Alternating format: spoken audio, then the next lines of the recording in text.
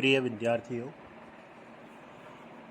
मैं डॉक्टर अशोक कुमार मीना आप सभी का हार्दिक स्वागत करता हूँ। विगत व्याख्यान में हमने नाटक के उद्भव और विकास पर बात की थी। आज उसी कड़ी को आगे बढ़ाते हुए नाटक के विकास में प्रथम सोपान भारतेंदु युग पर बात करेंगे। भारतेंदु आधुनिक गद्य के जनक माने जाते हैं। भारतेंदु के बारे में कहा जाता है कि खड़ी बोली हिंदी नाटकों का वास्तविक आरंभ भारतेंदु हरिश्चंद्र से ही माना जाता है। भारतेंदु पूर्व युग में दो प्रकार के नाटक लिखे गए। संस्कृत नाटकों का अनुवाद पहला और दूसरा रूप था मौलिक साहित्यिक और लोकधर्मी नाटक आदि। भारतेंदु हरिश्चंद्र 19वीं सदी के उत्तरार्ध के नाटककार हैं। उनका युग संक्रांति युग था। उनके आविर्भाव के समय पारसी रंगमंच, लीला मंच, लोकमंच, संस्कृत रंगमंच, बांग्ला रंगमंच, ये पांचों रंग परंपराएं एक साथ लेकिन एक दूसरे से अलग थलग यानी एक दूसरे से कटी हुई थी। भारतेंदु ने स्वयं भी पारसी नाटक देखे थे, लेकिन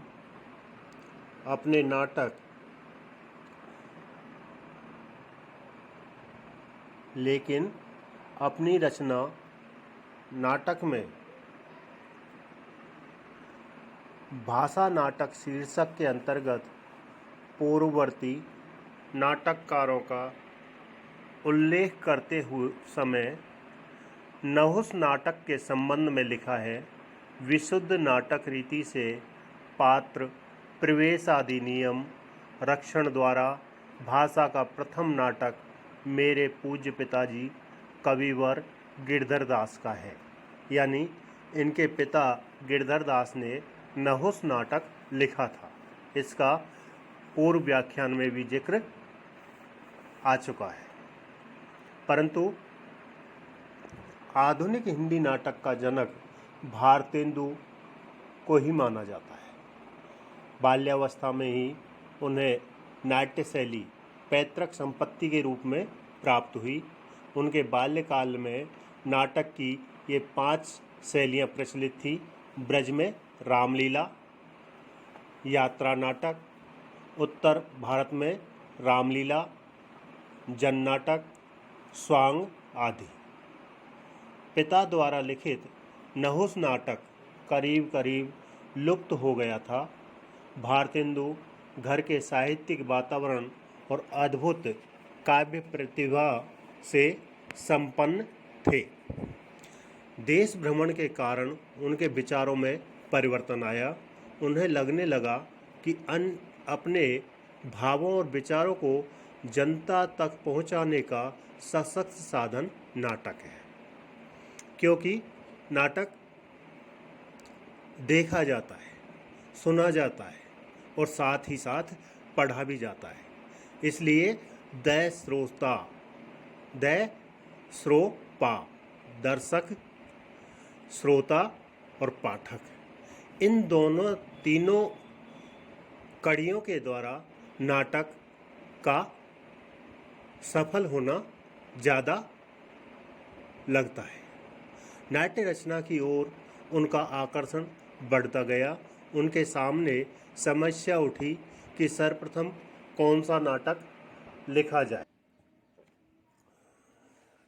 वे लिखते हैं कि मुझे शकुंतला और रत्नावली 2 संस्कृत नाटक सबसे अच्छे प्रतीत हुए। शकुंतला का अनुवाद हो चुका था, तब उन्होंने रत्नावली का अनुवाद किया। इसी के साथ खड़ी बोली हिंदी नाटकों का उदय हुआ। यह प्रारंभ भारतेंदु से हुआ, इसलिए हिंदी नाटकों के आरंभिक काल को भारतेंदु काल कहा जाता है। उन्होंने सर्वप्रथम नाटक शीर्षक निबंध लिखकर नाटक को एक संगठन बनाकर अनुवाद, रूपांतरण और मौलिक लेखन से हिंदी नाट्य लेखन की परंपरा शुरू की। यानी उन्होंने नाटक नाम से एक रचना लिखी और उसमें उन्होंने अनुवाद, रूपांतरण और मौलिक लेखन से हिंदी नाट्य लेखन की परंपरा की शुरुआत की। इस प्रकार उन्होंने हिंदी नाटकों को सही दिशा दी। भारतेंदु के अनुदित नाटक, अनुदित यानी दूसरी भाषाओं से हिंदी भाषा में अनुवाद किए गए नाटक। विद्यासुंदर भारतेंदु जी ने बंग प्रदेश में प्रचलित विद्यासुंदर के कथानक को लेकर एक नाटक की रचना की। बंगाल के विद्यासुंदर का छायानुवाद है, उसमें बंगला शैली का पूर्ण रूप से निर्वाह किया है।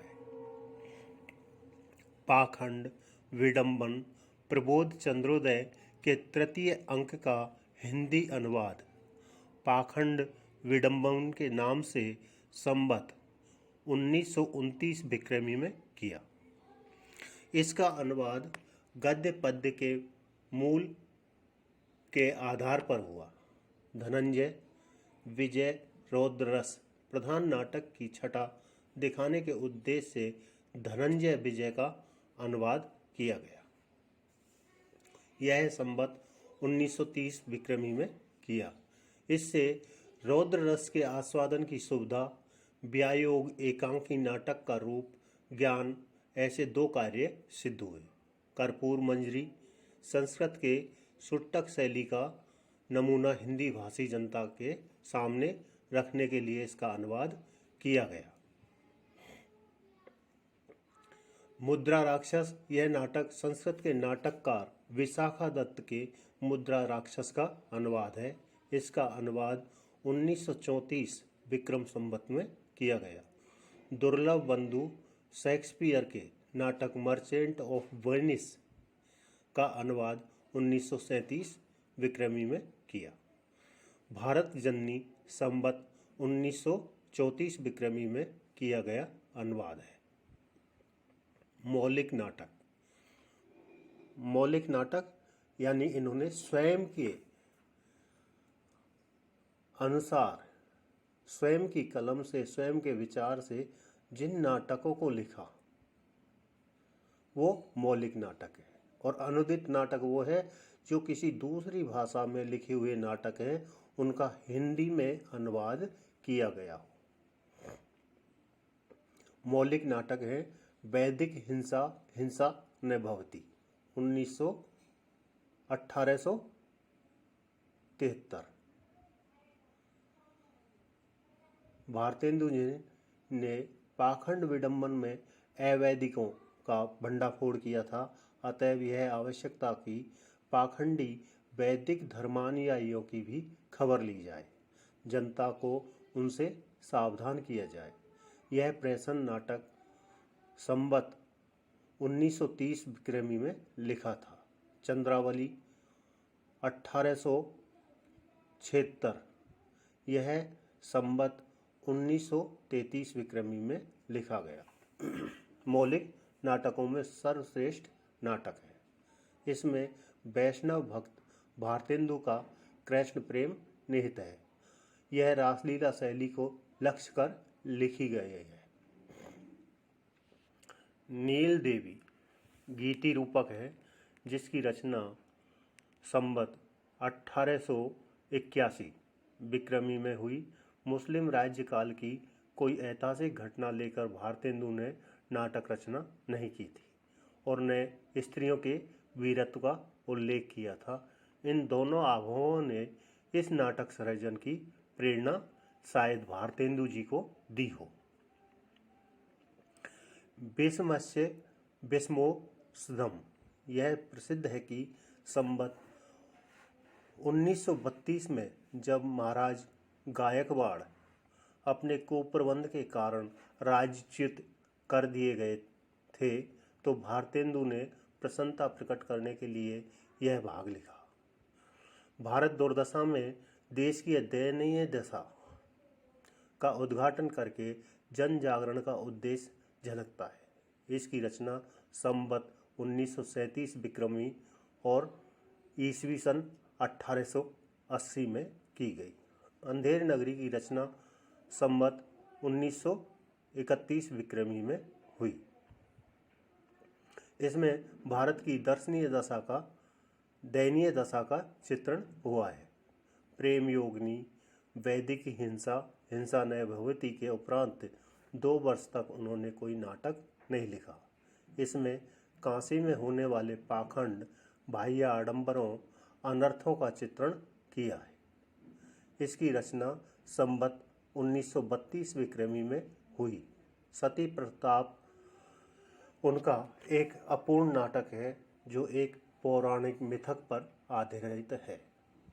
यह 1884 में लिखा गया। इस युग में हिंदी नाटक पाश्चात्य नाटकों के निकट ही नहीं अपितु भारतीय नाटक के परिप्रेक्ष्य में विकसित भी हुए। वस्तु और शिल्प की दृष्टि से भारतेंदु हरिश्चंद्र इस युग के नाट्य प्रवर्तक हैं। भारतेंदु न केवल अपने युग के अग्रणी थे बल्कि आने वाली पीढ़ी के प्रेरक भी थे। इस बात का पुरजोर समर्थन डॉक्टर रामविलास शर्मा इन शब्दों में करते हैं और साथ ही उसका समर्थन का वो कारण भी बताते हैं। एक तो यह कि उन्होंने देश और समाज की महान ऐतिहासिक आवश्यकता पहचानी और उसे पूरा किया। दूसरा यह कि उन्होंने कुछ किया वह निस्वार्थ भाव से देश और जनता के लिए किया। हिंदी भाषा और साहित्य के लिए अपने अहंकार की तुष्टि के लिए नहीं, अपना वंदन अभिनंदन कराने के लिए नहीं। शायद यही वजह थी कि स्वाभिमानी कवि निराला को भी 1950 में भारतेंदु की जन्मशती उत्सव में भाषण करते हुए यह कहना पड़ा कि मैं उनके दरबार का दरबान मात्र हूँ। दरबान यानी अंगरक्षक यानी प्रेरी। संक्षेप में भारतेंदु से ही आधुनिक हिंदी नाटक का विकास माना जाता है। अपने युग में भारतेंदु की सबसे बड़ी देन भाषा थी। भारतेंदु ने भाषा जनता से सीखी थी। रामविलास शर्मा लिखते हैं कि भारतेंदु ने लिखा था कि हिंदी नई चाल में ढली सन 1873 ईस्वी में। इस नई चाल में ढली हिंदी की सेवा करने के लिए उन्हें मुश्किल से 10 साल मिले।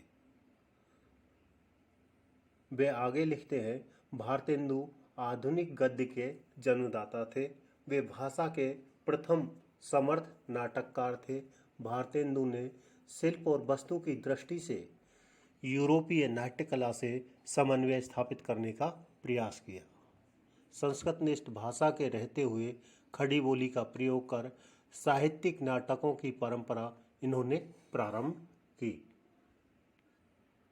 इसलिए हिंदी साहित्यिक नाटकों के प्रवर्तक के रूप में भारतेंदु को स्वीकार किया जाता है। इस युग के समकालीन रचनाकार भारतेंदु से प्रभावित थे। सुविधा की दृष्टि से उन नाटककारों का यहाँ नामोल्लेख किया जा सकता है। लाला श्रीनिवास दास जी ने 4 नाटक लिखे।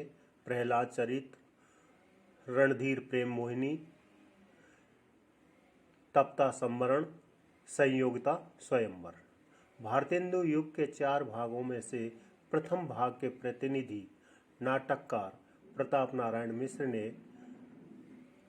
भारत दुर्दशा रूपक, कली कौतुक, कली प्रभाव, हठी हम्मीर, संगी शाकुंतल, गोसंकट, जुआरी खुआरी, इनकी भाषा संस्कृत पदावली युक्त एवं उर्दू थी।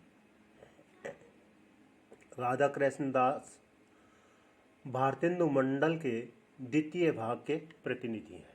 इन्होंने दुखनीवाला, एकांकी, महाराणा पद्मावती, महाराणा प्रताप सिंह और धर्मालाप की रचना की। भारतेंदु के सती प्रताप को पूर्ण भी किया। राधा कृष्ण दास जी ने भारतेंदु का जो नाटक सती प्रताप अपूर्ण रह गया था, उस सती प्रताप नाटक को इन्होंने पूर्ण भी किया। बालकृष्ण भट्ट इस युग के प्रसिद्ध निबंधकार थे।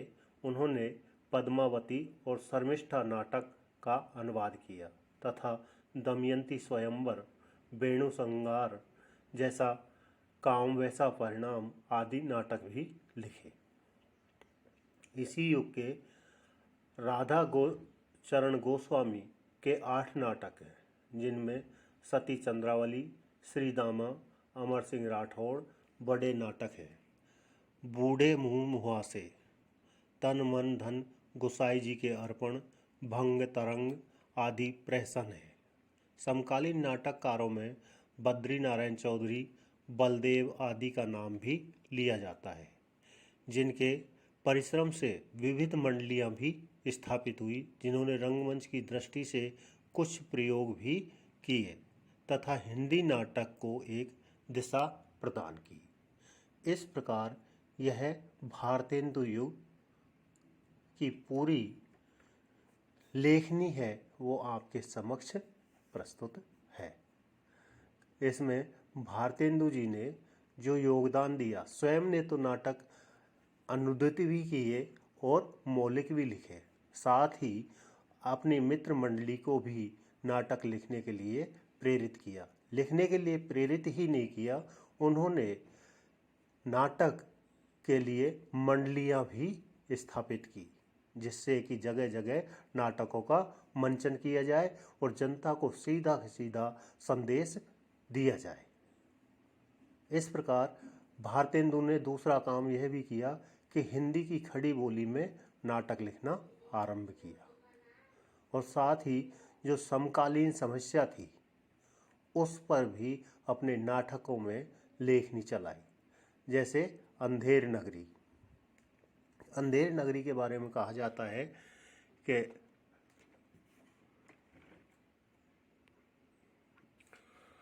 अंधेर नगरी चौपट राजा, टकासेर भाजी टकासेर खाजा।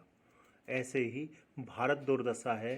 भारत दुर्दशा नाटक में भी भारत की जो दुर्दशा थी उसके बारे में बहुत ही अच्छी तरह से सटीक तरीके से वर्णन किया गया है। जो भारत की जो मुद्रा थी, जो धन था, वो धीरे धीरे कैसे ब्रिटेन जा रहा था उसका भी उल्लेख उन्होंने इसमें किया है। साथ ही निज भाषा की उन्नति को भी यहाँ पर रेखांकित किया है कि वो कहते हैं, निज भाषा की उन्नति सब उन्नति को मूल, बिन निज भाषा ज्ञान के मिटे नहीं को सूल। इस प्रकार भारतेंदु जी बहुमुखी प्रतिभा के धनी थे।